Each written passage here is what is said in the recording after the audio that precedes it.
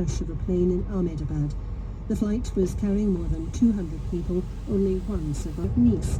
The key objective had been the ratification of the High Seas Treaty, but more signatories were needed.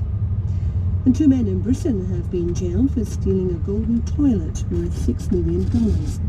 The fully functioning facility was on display in an app entitled America at Lemon Palace. That's the biggest news.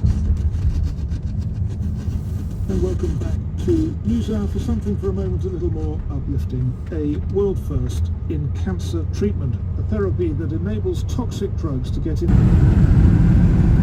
No,